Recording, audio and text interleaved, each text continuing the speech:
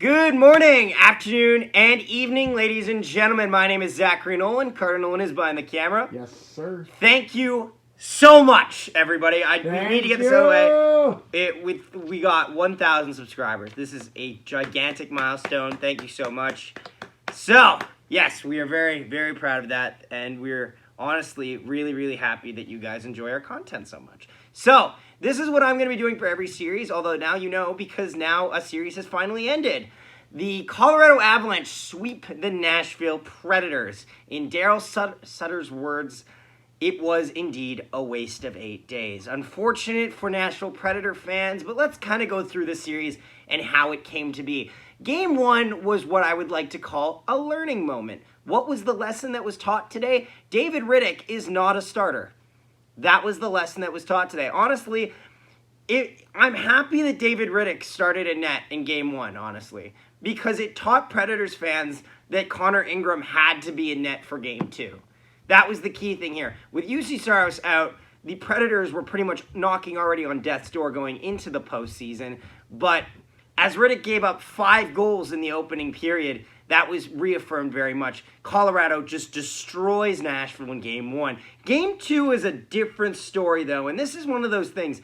I don't think there's necessarily a universe where Nashville wins this series. However, there are 2 games, possibly 3, where Nashville keeps it tight to the extent where there is a possibility where this series goes 5, maybe even 6 games if Nashville, all the things come right for Nashville. Unfortunately, through no fault of Connor Ingram, nonetheless, not everything was able to align, and something always went wrong. Game 2, in fact, let's go into that one. Nashville keeps it tight, mostly based to a godly performance by Connor Ingram. Avs score first, but the Predators are able to tie it, keep it close. It goes to overtime. Not long into overtime, Cale Makar fires it 5-hole and beats Connor Ingram.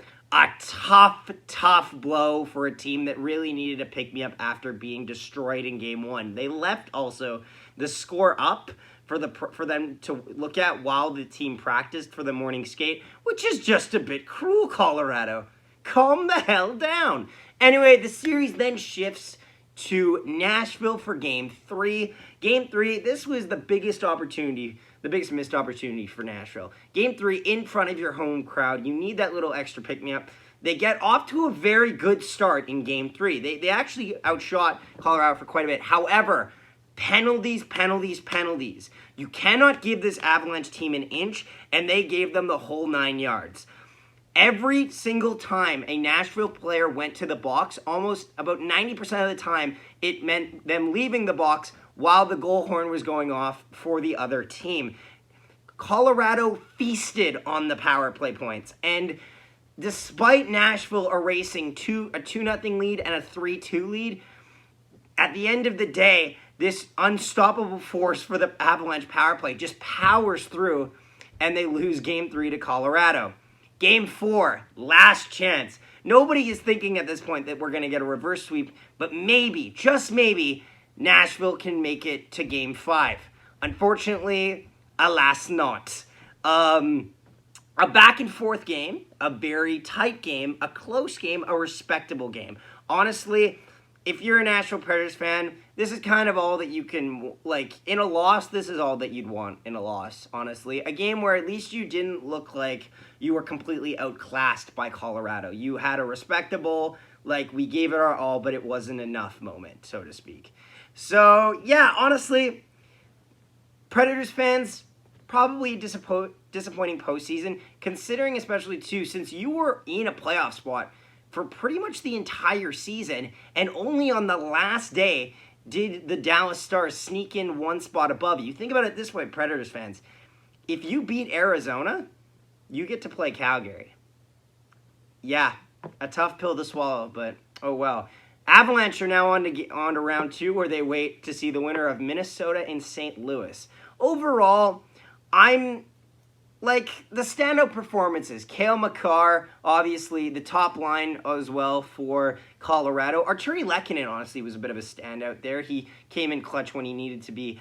For Nashville, I would say, obviously, Roman Josi should win the Norris, I think. I think he had as good a season as Cale Makar, but instead, Cale Makar didn't need to carry the Avalanche. Roman Josi, at times, carried the Nashville Predators. So, honestly, he deserves the Norris, just on those merits alone.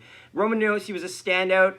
Trenin, oddly enough, was a pretty impressive performance for the Predators. Got 2 goals tonight. Yeah, and Connor Ingram, of course, who was pretty much the rock in net there, which has definitely played himself into a backing up position behind UC Stars, which they can possibly use next year as a 1A, 1B opportunity. Fortunately, though, you might have to say goodbye to Philip Forsberg. But yeah, that's all we have here. Check out later. We got another video coming out later today on the Winnipeg Jets and who they're sending to the World Championships. Thank you so much for watching. Do not forget to hit the subscribe button because it means so gosh darn much to us. We're going to go back to streaming when I'm not working because all the days I'm working, we're just going to release videos instead because they're pre-recorded and I'm a busy guy. Thank you so much. Leave a like, subscribe, all that jazz. Comment down below what you thought of this series. Were you surprised? And thank you for watching. We'll see you next time. Connor, the old Svechnikov for Connor.